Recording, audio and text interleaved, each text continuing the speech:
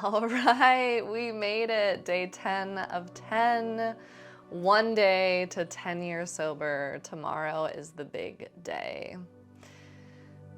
Today I'm going to talk about getting sober young. As someone who got sober at 21 years old, the legal drinking age, this is a subject that I am very passionate about. So let's dive right in for the last day.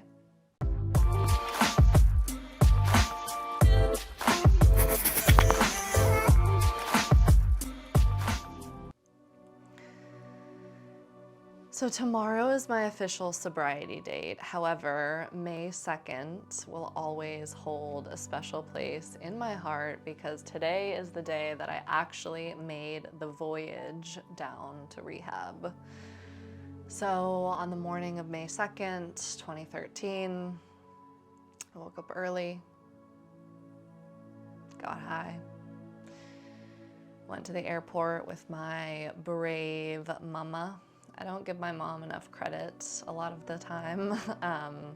We, like every mother and daughter, our relationship is complex and nuanced, but she really was a soldier that day. She showed up on a day where I'm sure that she was just as terrified as I was.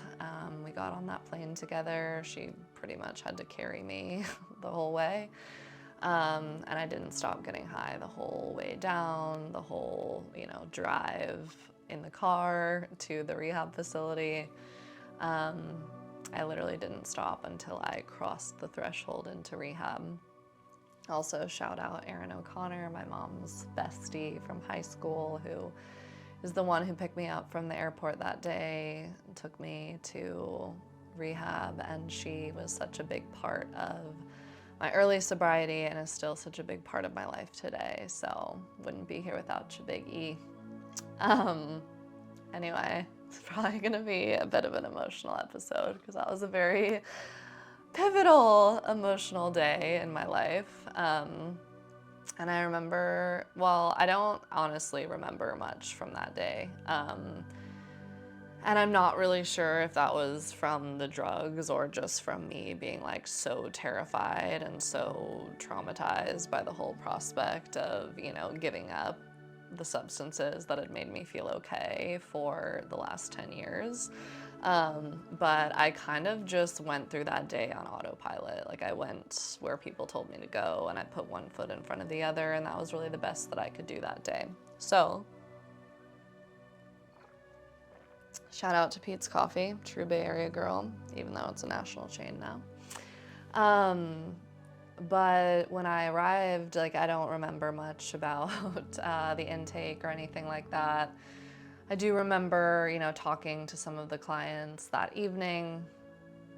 And then when I woke up on May 3rd, I didn't do much for my first few days sober. I mentioned in previous episodes, I could barely walk. I was in a lot of pain. I pretty much slept, ate a tiny bit, smoked cigarettes, talked to the doctor, and that was about it. But I do remember on the morning of May 3rd, being out on the little deck area, trying to get a little sunshine. And this client at the rehab knew that I was new, and he looked over at me and he was like, "Oh my God, it's your sobriety date!" He was a super just high energy, happy, flamboyant guy. And I was just like, what the fuck are you talking about? That was the last thing on my mind. I had never even heard of a sobriety date. I had gone to a couple meetings because I was forced to about a year prior, but I didn't really know anything about recovery or the program or, what a sobriety date was or anything along those lines. And so I was just kind of yeah, okay, cool. And little did I know, May 3rd of 2013, you can call it an anniversary, you can call it a birthday. I like to call it my rebirth day. But little did I know that day, May 3rd, would be, one of the most important days of my life, and a day that I will celebrate to the fullest extent for the rest of my life. So here I was, about a month before my 22nd birthday, the year that I was supposed to be graduating from college. So, you know, all of the people that I went to high school with and that I had started college with are, you know, graduating and starting their adult lives and all this kind of stuff. And I'm like sitting in a residential rehab facility, just feeling like my life is over. I'm a failure. There was clearly some manual for life that all these people got that I didn't get, because I am so lost and so confused and I have no idea how to move forward. And, you know, I started going to meetings and I started listening to people, and, you know, that is the beauty of the program, is that, you know, it says in the book, we're people who normally would not mix. And the thing that's really funny about that is that when that was written, that was a lot less true. You know, in the early days of AA, it was mostly like older white men who were in the corporate world, who were likely war veterans. Like, they had a lot more in common actually back in the day than, you know, what the program looks like today, which is amazing. Now there's literally people of all ages, all races. There's meetings all over the world, you know, men, women, all of it. So anyway,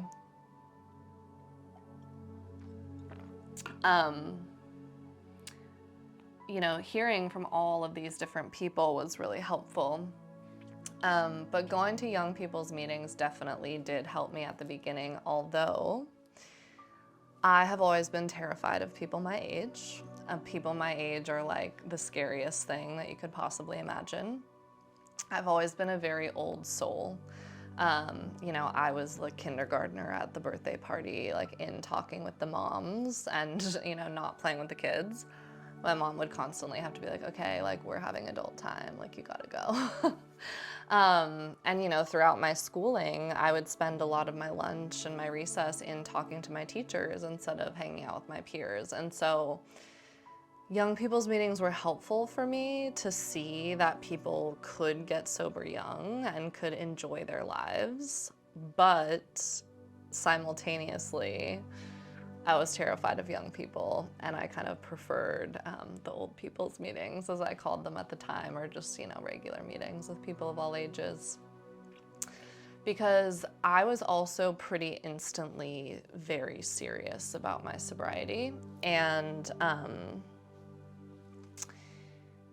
in young people's meetings, it can be a little more challenging, you know. I did like to go where people with long-term sobriety were hanging out. Although, you know, when I had 5 days sober and asked my first sponsor to sponsor me, she took a cake for a year that day. And I thought that was the most amazing accomplishment I had ever heard of in my life. Like, the idea of getting a whole year sober was a totally foreign concept to me. And, you know, I listened to people's stories. I listened to parents who destroyed their children. I listened to stories of divorce over and over and over again. You know, people that had long careers that they totally blew up with their drinking. And I was listening. You know, like, I was in those meetings like, okay, this does not have to be my story. And there's obviously no shame in relapsing. Relapse is a part of, I would say, majority of alcoholics and addicts' stories, but it's not for me. I'm a one-timer. This is it. And I do credit a part of that was when I was kind of in my first 90 days or so. And I went to a meeting, and there was this older guy next to me, and he really looked like he was suffering. But I was like, well, he's like 70. He must have a lot of time, you know, my weird perception at 21 and brand new in sobriety. And he stood up and identified as a newcomer. And when he sat back down, he just looked at me. He's like, stay. You never think it'll happen to you. I had over 20 years. And I'll never forget that, you know? And for me, that doesn't necessarily mean staying in the program and doing the 12 steps a million times. But for me, what that really showed me is that I have to keep learning and keep growing and keep healing, you know, and not in this feverish race to nowhere, like I'm not good enough way, but there is always more to go for. And I want to be my most authentic self. I want to serve my purpose on this planet. And I just know that there's always more to go for. And so when we stop, when we fail to enlarge our spiritual life, when we fail to answer the call to keep growing and keep learning and keep excavating and keep peeling back the layers of the onion and peeling back the layers of what is not us, because that's really what this is about, is peeling back the layers of what's not me so that I can get in touch with the me that is under there, the me that I've always been. Just because there were times in my life previously where I couldn't be my authentic self and I had to choose attachment over authenticity doesn't mean that that needs to continue to be my story. And I don't think I mentioned this already in the episode about trauma, but one of Gabor Mate's definitions of trauma that I love is anything that separates you from your authenticity. And the further away from my authentic self that I get, the closer to a drink that I get. I really do believe that.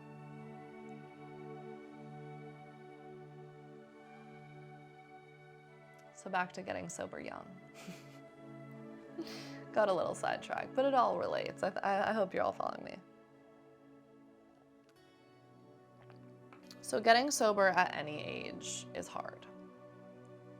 But I don't think it's talked about enough that getting sober young is really hard. Your 20s are already, well, your teen, you know, some people get sober in their teens. Your teens and your 20s are already a really difficult time in your life. There's a lot of exploration, there's a lot of uncertainty, there's a lot of like trying to navigate, who am I, where am I going in this world, what is my purpose, what do I want to do with this life, who do I want to be?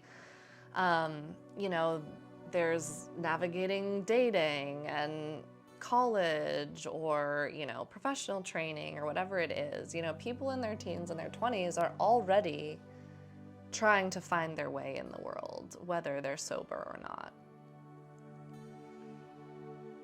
And so add getting sober, which is a really hard thing, to just the challenge of finding your way in the world in your 20s. And it's a really tough time, you know? It's also a time when a lot of people are going out and having fun and, you know, making money for the first time and differentiating themselves and, as I said, building a life for themselves. And it can be challenging to feel like the world is moving on and you're still stuck, you know? Maybe you're in a sober living, or you have to live with your parents, or you need to take the time to focus on yourself, and so you can't go to school, or you can't focus on your career, or all of these things. And I remember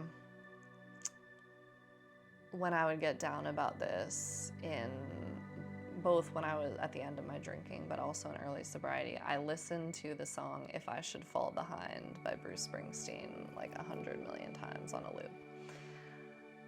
10 out of 10 do not recommend listening to sad songs on a loop when you're already sad. Not a good idea. But that song so perfectly described how I felt. You know, it was like, if I should fall behind, wait for me. You know, like it was like I wanted the world to wait for me so I could figure my shit out and then catch up to everybody else. But of course, time stops for no one. The world waits for no one. That's not how it works. And so I had to simultaneously navigate just the normal challenges of coming of age and finding our way in the world with the challenges of being sober. And this ain't for the weak. It's not for the faint of heart. You know, I had to find other people who understood what I was going through and who were on a similar path so that we could walk the path together. And I ultimately ended up choosing a lot of mentors later on who were older, but my first few mentors in sobriety were either in their 20s or like early 30s. And I really needed that. I really needed people who understood the challenges of exactly what I was navigating so that they could help me move through it. And when I got sober at 21, I thought my life was over. I thought I would never have fun again. I thought I would never party again. I thought I would never do the things I loved again. I thought I would never be able to travel the world or do all these things that I'd always dreamed of doing. I thought I would never go back to school, you know, all of these things. And I'm here to tell you, I have done all of that and so much more in sobriety. And, you know, it's never too late to get sober. Getting sober at any age is such an incredible endeavor and, you know, something I highly recommend if you feel called to it. But getting sober at 60 versus getting sober at 20, think about the difference in your life experience. If drinking and using is already not working for you at 21, like, it ain't getting any better, you know? Like, it's only downhill from here.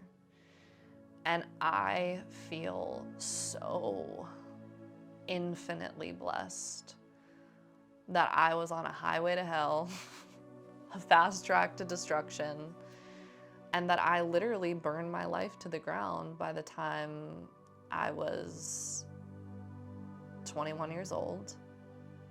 And I was forced to my knees, and I was forced to surrender, and I was forced to take my life seriously for the first time in my life. You know, I got asked over and over and over again in early sobriety, is your life important to you? Because when I was out there drinking and using, it really wasn't. I literally did not care if I lived or died. But each day that I stayed sober and each day that I began to live a life of service, which is still what I do with my work. You know, ultimately, the core foundation of my work is service.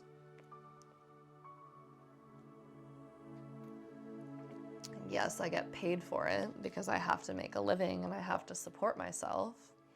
And getting paid to do healing work and to work with my clients and to serve my life's purpose allows me to do more of it.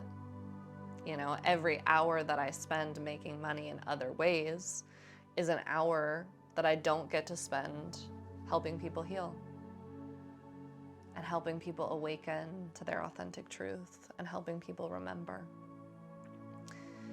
And so yes, I get paid for my work, but it is in service to the transformation of each and every one of my clients. It is in service to what I was put on this planet to do.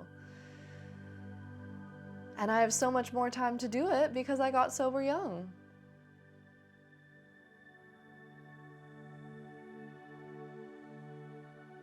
Such a gift. And I've had all of this incredible time in my 20s and now my early 30s to heal, you know, beyond sobriety. Like, sobriety is the foundation. I wouldn't be doing any of this other work if it wasn't for first getting sober.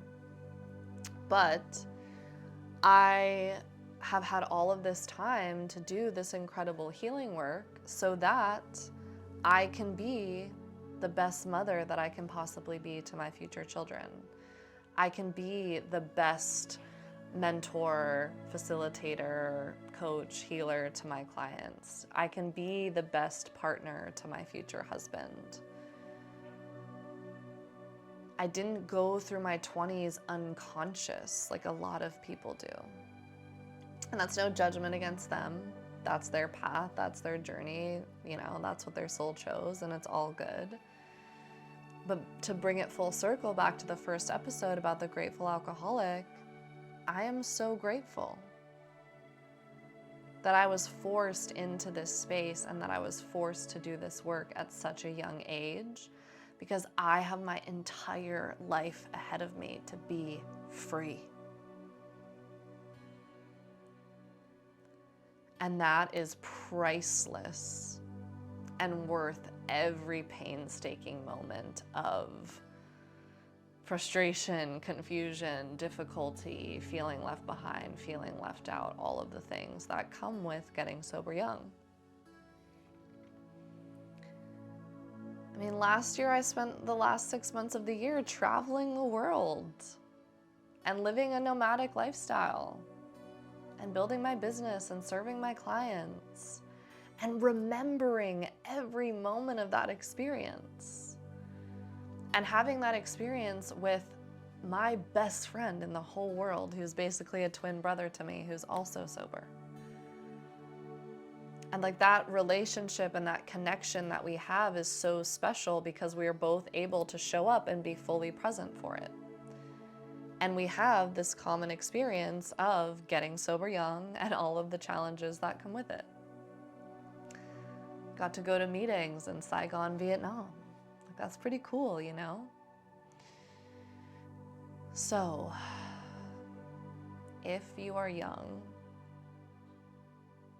and you know that you need to get sober, but you think you're too young, or you're scared of what it might mean, or you think your life is going to be over once you get sober, I am here to tell you your life is just beginning. And the greatest gift that you can give yourself is getting sober as early as possible so that you can have the freedom that recovery and continued healing bring for as long as possible. And so that you can serve your purpose on this planet. And you can shine in your authenticity everywhere you go for as long as possible.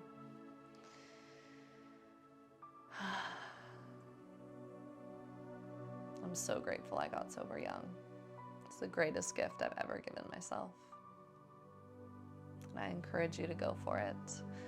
If you're struggling or you need a little more help, please leave a comment. You can reach out to me in the DMs on social media. I would love to chat with you more, share some wisdom, just connect about my journey or where you're at. If you know anyone who's young and struggling to get sober, feel free to send them this video. I'll never forget someone pointing out to me in early sobriety, like, the elevator's only going down. You can choose to get off at any time. How low do you want to go? Do you want to go all the way down to the basement? Or do you want to get off right where you are? Another cliche phrase from the program is your bottom is when you stop digging. You know, some young people come in and they've like really burned it down and they've had a lot of consequences. But some people come in so young that they haven't had a lot of consequences yet. And so they don't quite identify with what they hear in the rooms. You know, they haven't gotten DUIs, they haven't gone to jail, they haven't lost their kids, you know, whatever their metric of hitting bottom is. But ultimately, if you are in a meeting or you are asking yourself if you're an alcoholic,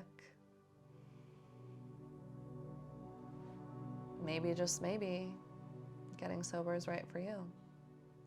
Because ultimately, alcohol doesn't serve anybody. It's a poison. It shortens your life. And, you know, these days it's more dangerous than ever to be even experimenting casually with drugs because of the fentanyl crisis. So if your life is important to you, I highly recommend making the decision to get sober and then recommitting to that decision each and every day. Thank you for taking this journey with me. If you just found this one video, this is the 10th of a series of 10 videos, 10 days to 10 years sober. Tomorrow is May 3rd. I will be 10 years sober. My name is Elsa Karinke. I'm the host of the Healing Happens podcast. I highly recommend tuning in to all 10 videos and taking the journey with me. And if you've been here for the full ride, we've come to the end for now. I love you. I appreciate you tuning in. I appreciate you sharing and engaging and commenting and all the things. It is such a gift to be able to come on here and share this with you in this way. So, happy May, Mental Health Month. I'm probably going to be taking a little bit of a break from podcasts and YouTube because this was a really big project for the month of May. But because it's Mental Health Month, I definitely have some thoughts about the mental health industry, the medical industrial complex, the DSM, my experience in the system. And so if you know me at all, you know that I probably won't be able to refrain from sharing that. But goodbye for now. Wherever you are tomorrow, if you just want to celebrate with me 10 years sober on May 3rd, I would appreciate that. And I'm sending you infinite love, and I'll be back when the time is right.